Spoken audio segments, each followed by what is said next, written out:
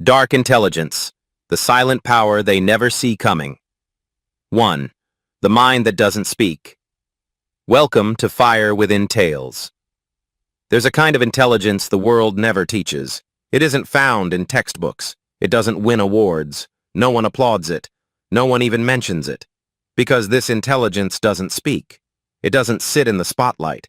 It waits in the shadows, watching, calculating, remembering. It doesn't crave attention. It exposes truth. The kind most people aren't ready to see. This mind doesn't raise its voice. It doesn't beg for respect. It commands it. In silence. One look, and the room adjusts. One pause, and everyone leans in. There's no celebration for this kind of mind.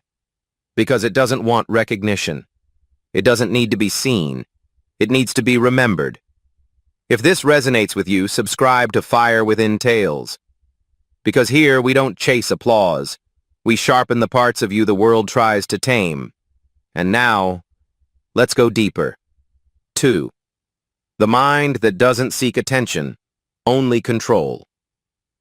This kind of intelligence doesn't want to be liked. It wants to stay unnoticed until it's too late. It doesn't explode. It unfolds. It doesn't persuade. It plants. It doesn't react. It observes. You've seen this before. A man who never argues, but always gets the last word. A woman who doesn't raise her tone, but shifts the entire dynamic by simply entering the room. They don't dominate with noise. They dominate with presence. Because power that is seen can be challenged, but power that is felt, without shape, without sound, cannot be touched. It hides in stillness. It works in silence. And when it moves, it doesn't knock. It enters. This is dark intelligence. Once you see it, you can't unsee it. And once you understand how it works, you stop living like everyone else. You no longer chase influence. You become influence. Machiavelli didn't respect intellect for brilliance. He admired it for its ability to dominate, without being noticed. Because true strength doesn't scream. It calculates. 3. The shift. From emotion to strategy. You don't become powerful by being smarter. You become powerful by becoming less naive. You stop reacting. You start moving with intent. You don't get louder. You get sharper. Emotion becomes information. Silence becomes a weapon. At first, you're just quiet, not shy, aware. You speak less, but see more.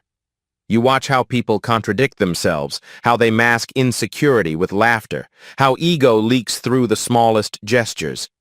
You don't laugh at their jokes because they're funny. You laugh because you're learning. You're cataloging neediness, weakness, desperation. You see the code. You see how the world runs not on truth, but delusion. People shout to hide their fear. They defend identities built on sand. They crumble inside, but perform strength for the crowd. And you don't judge. You understand. Because when you understand fear, you stop fearing people. You realize people only become unpredictable when they feel threatened. But when they feel safe, they become easy to read. And that's when you move, not to attack, but to gather, to disarm, to see deeper than their words. You don't invade, you observe, you don't interrupt. You let silence speak for them. You ask the kind of questions that seem harmless until they answer, and suddenly they've told you everything. 4. Emotional disconnection. The calm that unsettles everyone. You don't flinch when insulted. You don't spiral under pressure. Because now, your emotions are no longer your identity. They're tools, and you've learned to use them like weapons. Anger becomes strategy. Fear becomes insight. Sadness becomes silence. You don't suppress emotions. You sharpen them. While others panic, you calculate. While they overreact, you refine. This stillness you carry. It's not emptiness. It's control. It's clarity. It's the sound of a mind no longer leaking energy. You've become the one who listens longer, speaks slower, moves cleaner, and in that space, you gain time. 5 seconds faster than the emotional thinker. 5 moves ahead of the impulsive fool. You no longer chase understanding. You watch. You wait. You let people reveal themselves, not through speeches, but through patterns. And that's when the second trait arrives. Surgical observation. You don't just look at people. You read them. The hands when they lie. The eyes when they want. The posture when they fear. You hear what's not said. You feel what's hidden. You know before they confess. And that weight, the one they feel in your silence, it's real. Because they know you see them. Not who they pretend to be, who they... 5. Controlled presence. You don't need to speak to be heard. Now, when you walk into a room, you don't have to say anything. The room adjusts to you. People pause, not because you demanded it, but because your silence holds weight. You're not loud. You're rare. And rarity creates gravity. You're not trying to impress. You're observing. You're not performing. You're shifting the atmosphere. You've mastered the power of mystery. The less they know, the more they fear. You reveal just enough to create curiosity, never enough to give them control. In that uncertainty, your power grows. They don't just hear you, they adjust their words around you. You're not everywhere, but you're missed when absent, and absence becomes your loudest message. You've also unlocked the next trait. Strategic speech. You don't speak to be heard. You speak to be remembered. You don't talk often, but when you do, the room tilts. You don't argue. You reframe. You don't challenge. You expose. You ask questions that reveal people's truths, truths they didn't even mean to share. And when you speak, you're not trying to win. You're implanting ideas, doubts, questions. They won't even realize it happened until they can't stop thinking about it. That's how quiet power works. Not by volume, by effect. 6. Unshakable self-reliance. When you need nothing, you can't be controlled. You don't need applause anymore. You don't seek understanding. You don't beg to be heard. You don't explain yourself to those committed to misunderstanding you, because now you're detached from the emotional leash of dependence. You've stopped needing anything from anyone, and when a person reaches that level of clarity, they become dangerous. Not because they want control, but because they can no longer be controlled. You've buried the old version of yourself, the one who waited for closure, who explained their pain, who held on while being devalued. Now, when the energy shifts, you don't raise concern, you raise the drawbridge, you vanish, not to punish, but to protect. You don't leave footprints, you leave silence, and that silence says everything. People start to feel your absence as a weight, not because you made a scene, but because they were addicted to your presence and didn't realize it until it was gone. That's the turning point. When your calm becomes more haunting than their chaos, when your distance becomes more unsettling than any confrontation, when you don't retaliate, you disappear. 7. The presence that redefines every room. Now something has shifted. You no longer announce your boundaries. You embody them. You don't ask for respect. You walk like someone who expects it. People feel it before you even speak. They can't explain it. They just know they can't fake it around you. Because you don't play the emotional games they're used to. You don't gossip. You don't overshare. You don't smile just to keep the peace. You're not cold. You're exact. And that precision becomes power. They try to read you, but there's nothing to grasp. No insecurity to manipulate. No weakness to exploit. No pattern to predict. You're unreadable. And in that mystery, you gain dominance. Not through force, but through unavailability. Because now relationships don't trap you. They don't confuse you. They don't distract you. You've seen through the performance, the promises, the emotional bait. You've stopped needing to be liked. And that makes you immune. You're not here to belong. You're here to see.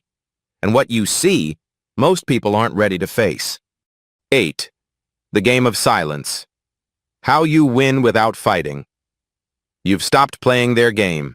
No more proving, no more pleading, no more reacting, because now you understand. The most strategic move is stillness. You don't correct them.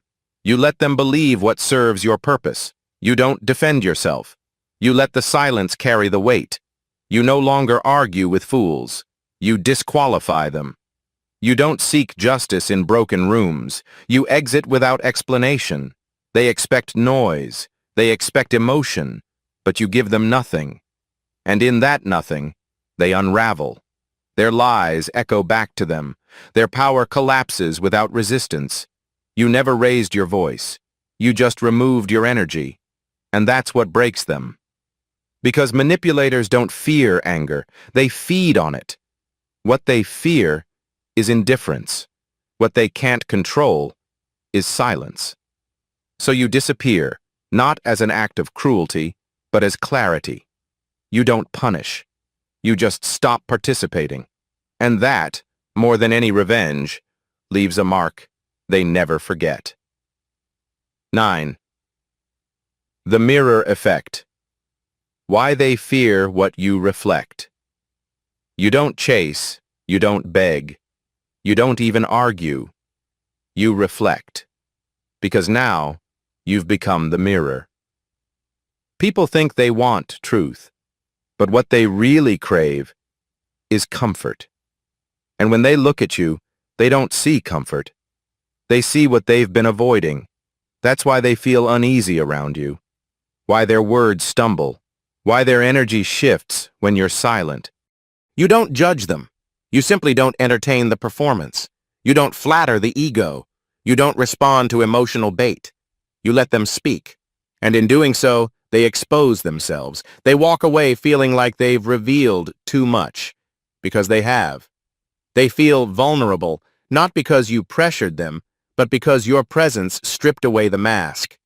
And when someone tries to manipulate you now, they fail. Because you're no longer triggered. You've mastered the pause. You let silence do the work. You let their games implode under their own weight. When you finally speak, it's calm, unshaken, final. You don't convince. You conclude. That's the art of dark intelligence. You don't punish. You correct. Once. Quietly. Permanently. 10. Power without performance. You don't show strength. You are it. You don't need to be understood anymore.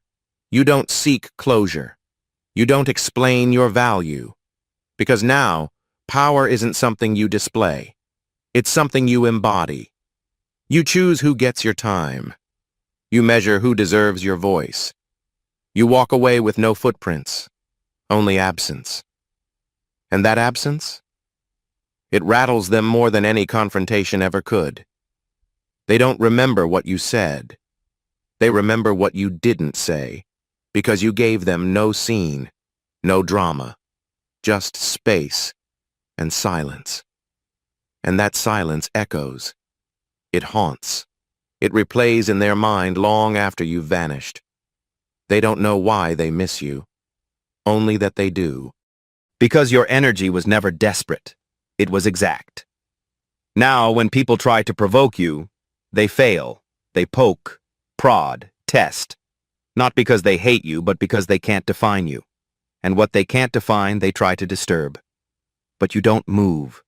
You don't avoid conflict out of fear. You avoid waste, wasted breath, wasted time, wasted energy. Your presence has become sacred, and only those who operate with purpose feel welcome near it. 11. Redefining relationships. Strategy over sentiment. Most people enter relationships for comfort. You no longer do. Because now, for you, a relationship isn't refuge. It's data.